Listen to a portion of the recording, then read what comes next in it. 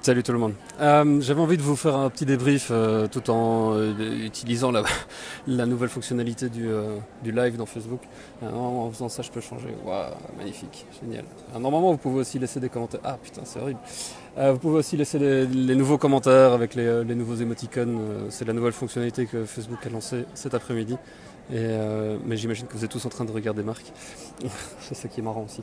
Non, vous dire que c'est vraiment un endroit assez magique. Pour avoir vécu South by Southwest à Austin en 2012, on est un peu dans le même genre de configuration en fait, avec plein d'ateliers, plein de workshops, plein de conférences, une super frustration de ne pas pouvoir assister à tout évidemment.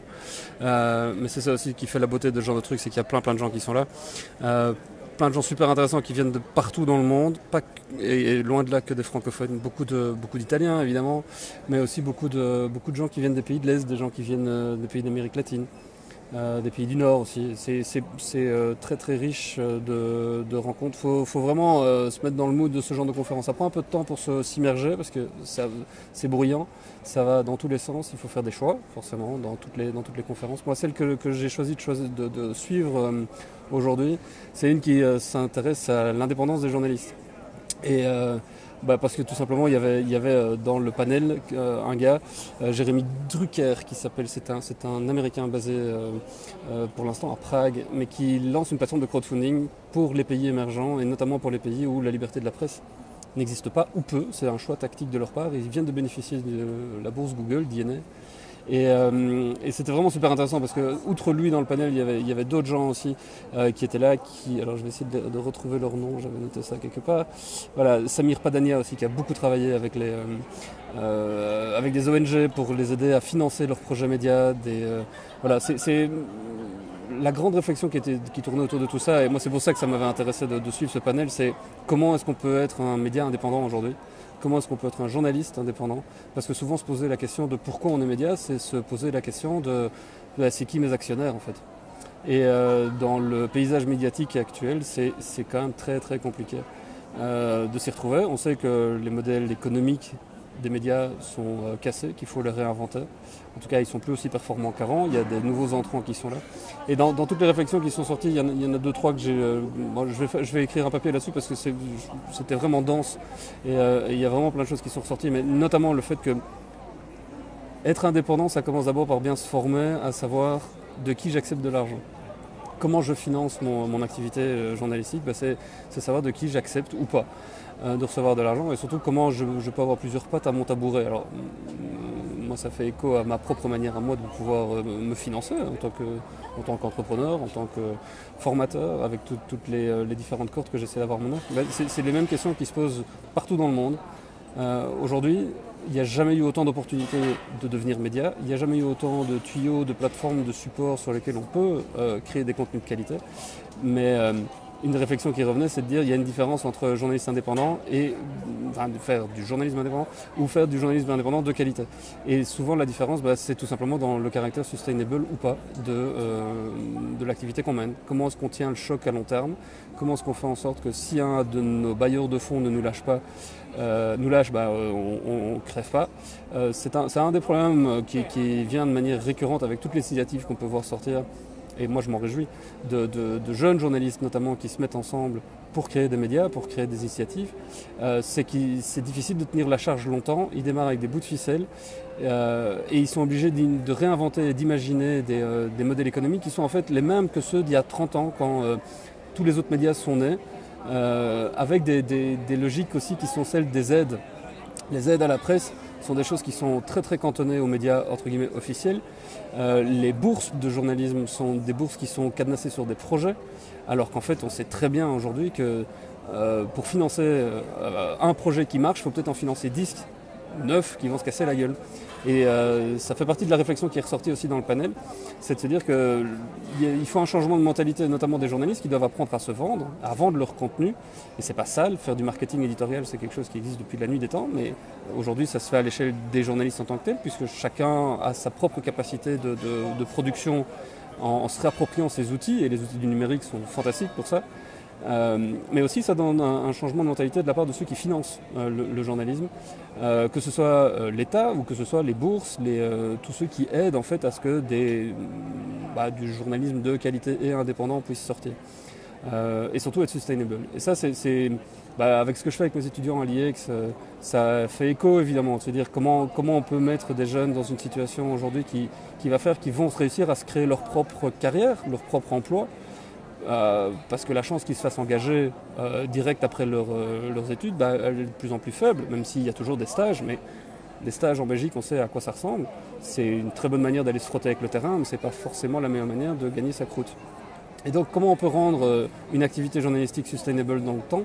C'est en étant entrepreneur, tout simplement, de sa propre carrière.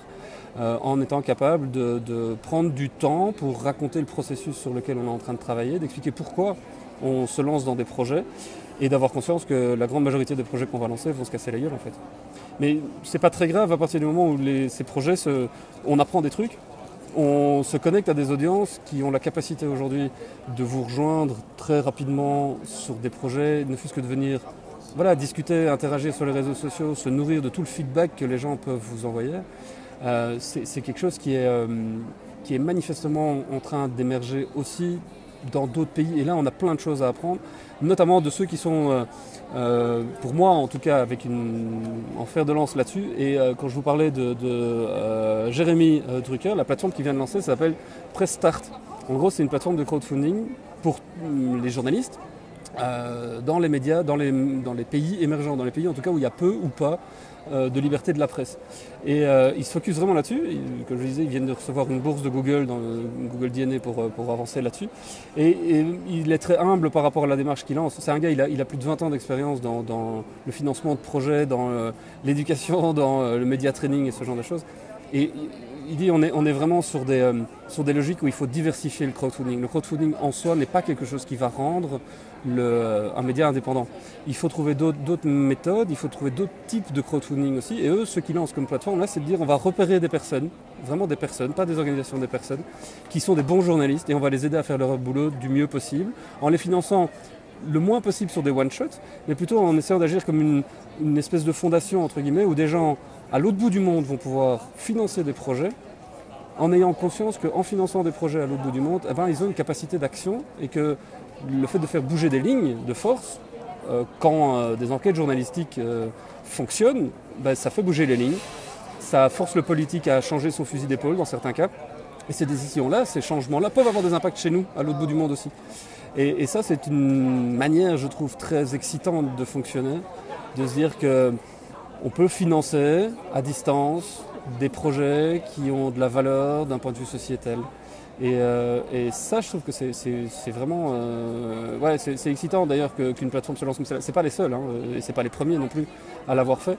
Mais je trouve que là, il y a une belle dynamique. On a prévu de se boire un coup ensemble demain. Là, il était fort pris, mais je vais vraiment essayer de le challenger aussi par rapport à ça, par rapport à l'expérience que moi je peux avoir avec des étudiants, et se dire qu'in fine, l'indépendance journalistique, c'est pas valable que dans les pays où il y a peu ou pas de liberté de la presse.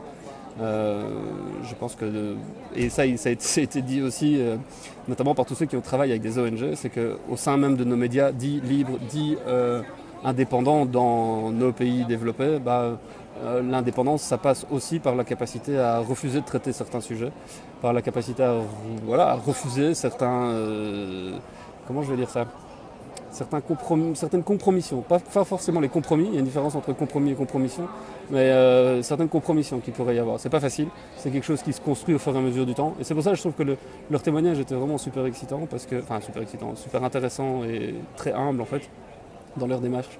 Et cette volonté de vouloir construire des ponts entre le monde des startups, en tout cas du mindset des startups, parce qu'on doit s'inspirer des méthodologies, mais pas forcément de l'idéologie qui est sous-tendue par beaucoup de startups qui essaient de faire des belles exits et de se faire plein de pognon, derrière une façade qui est de dire on va changer le monde, qui n'est pas que de la façade, mais qui est souvent de la façade. Ici, il y a cette approche lean qui peut être vraiment intéressante aussi dans le monde des médias, sur lequel les médias traditionnels ont très peu de retour en interne, parce que c'est compliqué d'innover en interne dans les médias. J'en parlais avec Tim et Ezra de la VRT. C'est compliqué et bon, je le sais pour être passé par la RTB, c'est difficile d'insuffler en interne des nouvelles manières de travailler, des nouvelles manières de fonctionner, où on prend le risque de se planter.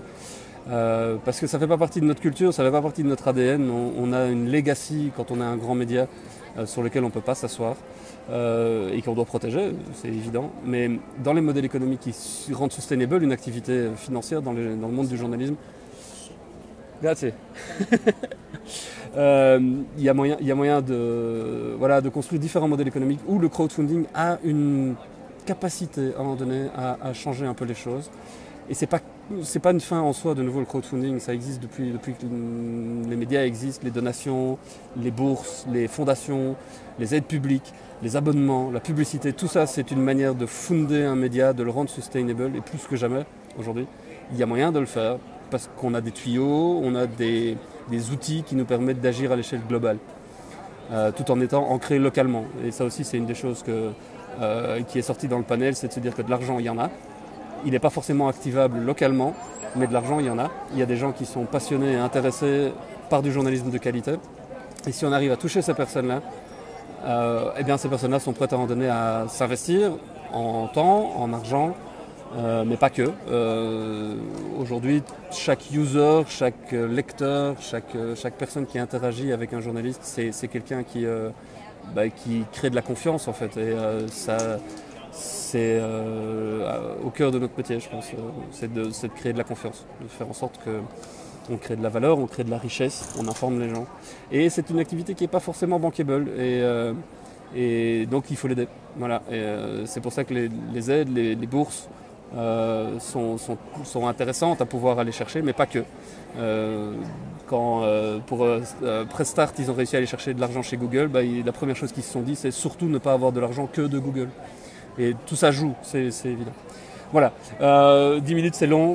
Merci à vous qui étiez là, Stéphane, Audrey, Marc, Roald, Nicolas, Tom, Eric, Jérémy, Lucas, Matt, c'est cool. Je ne sais pas ce que vous en avez pensé, je ne sais pas si on m'entend bien. Voilà, c'est un petit test du live, je ne sais pas si vous avez déjà la nouvelle version. Moi visiblement c'est la nouvelle version dans Mention qui permet d'avoir les réactions, les filtres.